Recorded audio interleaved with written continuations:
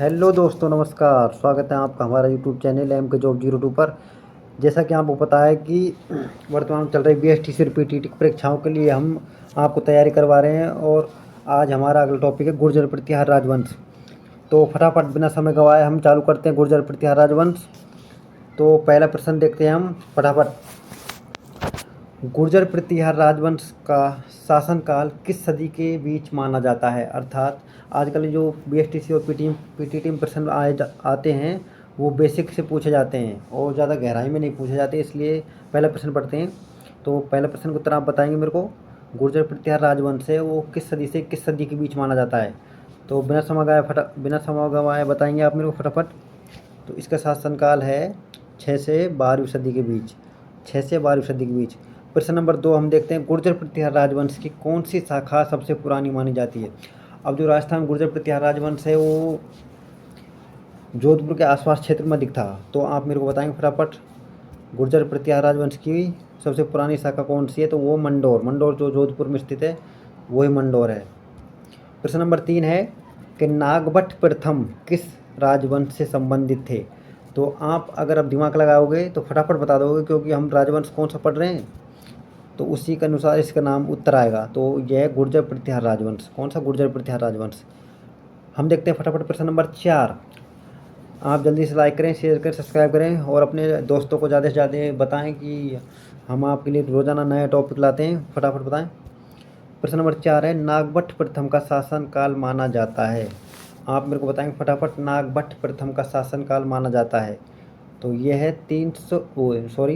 730 से 760 ईस्वी के मध्य। नागभट्ट प्रथम 730 से 760 के ईस्वी।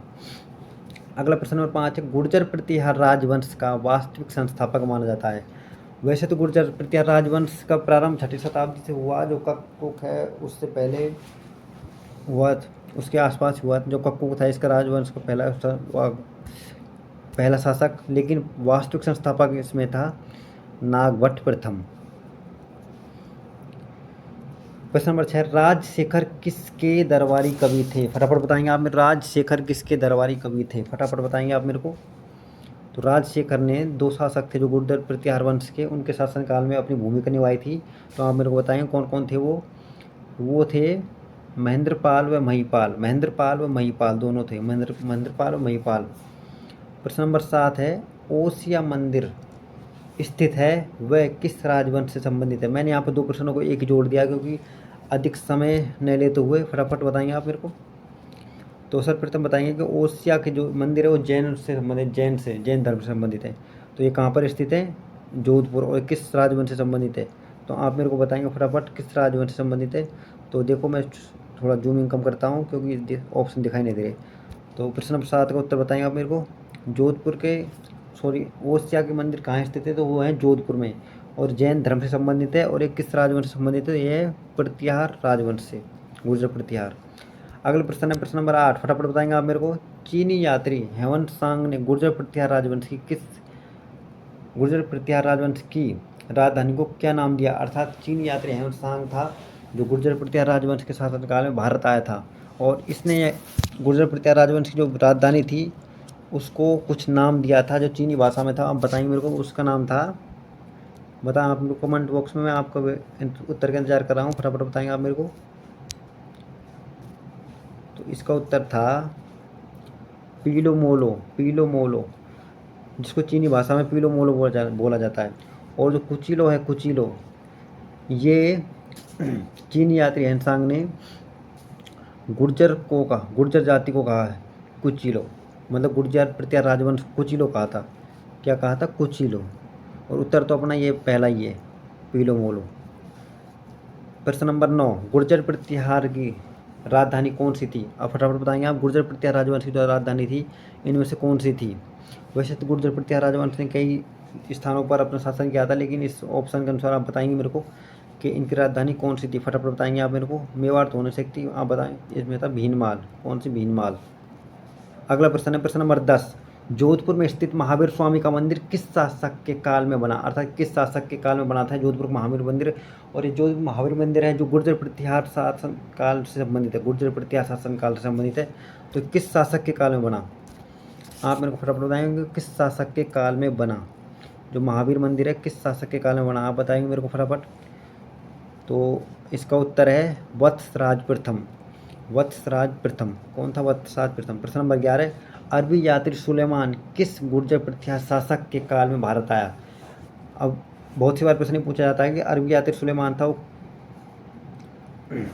कब आया और किसके शासनकाल में आया। अपने प्रश्न है कि किसके शासनकाल में आया, तो आप बताएंगे फटाफट मेरे को किसके शासनकाल में आया। अरबी यात्री सुलेमान भारत किसके शासनकाल में आया? तो इसका उत्तर है मिहिर भोज। मिहिर भोज के शासनकाल में। प्रश्न नंबर 12, गुर्जर प्रतिहार राजवंश का अंतिम शासक कौन था? ये बहुत ही इंपॉर्टेंट क्वेश्चन है क्योंकि बीएसटीसी और पीटीटी ये बेसिक क्वेश्चन एग्जाम होते हैं, इनमें ऐसे ही प्रश्न पूछे जाते हैं। तो आप मेरे को बताएंगे फटाफट गुर्जर प्रतिहार राजवंश का अंतिम शासक कौन था? तो इसमें था यशपाल। कौन? यशपाल। अगला लास्ट प्रश्न आज का, त्रिपक्षीय संघर्ष का संबंध किस राजवंश से था? यह प्रश्न वेरी वेरी इंपॉर्टेंट है, इसको अधिकतर पेपरों में पूछा ही जाता है। त्रिपक्षीय संघर्ष का संबंध किस राजवंश से था? तो ये था गुर्जर प्रतिहार राजवंश से। तो धन्यवाद, आज गुर्जर प्रतिहार राजवंश हमने पूरा कर लिया है और गुर्जर प्रतिहार राजवंश में से यही क्वेश्चन इंपॉर्टेंट बन रहे थे और कुछ महत्वपूर्ण तथ्य नीचे दे रखे हैं। Thanks for watching my YouTube channel MK job. Please subscribe करें, शेयर करें और दोस्तों को बताएं। और नीचे कुछ तथ्य हैं जिनको जल्दी से यहाँ पर रिवीजन कर लेते हैं फटाफट। मिहिर भोज द्वारा रचित ग्रंथ, अर्थात मिहिर भोज था उसके शासनकाल में कौन कौन से ग्रंथ रचे गए थे? तो उसके शासनकाल में था श्रृंगार मंजरी, एक तो था श्रृंगार मंजरी, दूसरा था सरस्वती कंठाभरण, तीसरा था श्रृंगार प्रकाश और अगला इसके बारे में कुछ कोटेशन है जैसे मिहिर भोज ने, अब ऐसे आएगा कि गुर्जर प्रतिहार के किस शासक ने चांदी के सिक्के चलवाए थे? तो कौन था? मिहिर भोज ने चलवाए थे। और अगली बार है मिहिर भोज के काल में ही अरबी यात्री सुलेमान। तो प्रश्न ऊपर आया था ना मिहिर भोज मतलब किसके शासन काल में अरबी यात्री आया था, तो आया था मिहिर भोज के शासन काल में। और इसने आगे देखो क्या बोल रखा है कि मिहिर भोज को इसने क्या कहा था? बरुआ। क्या कहा था? बरुआ। बरुआ ये महत्वपूर्ण उपाधि है, बरुआ उपाधि है मिहिर भोज को दी थी सुलेमान ने। तो अगला एक कोट है, ये महत्वपूर्ण तथ्य है, राजशेखर ने किन किन ग्रंथों की रचना की? राजशेखर जो अभी पढ़ाया मैंने आपको महिपाल और महेंद्रपाल के शासनकाल में था, वो राजशेखर इनका राज दरबारी था। तो इसने कौन कौन से ग्रंथों की रचना की थी? तो इसमें मेन है, एक तो रघुकुल तिलक, एक है बाल भारती भारत की जगह भारतीय बाल भारती, एक है कपूर मंजरी, एक है हरिविलास और देखो नीचे आ गया वही राजशेखर महेंद्रपाल प्रथम व महिपाल के दरबारी कवि थे। धन्यवाद, thanks for watching my YouTube channel. Please share करें, सब्सक्राइब करें और अपने दोस्तों को बताएं। आज का टॉपिक होता अपना ही समाप्त। धन्यवाद।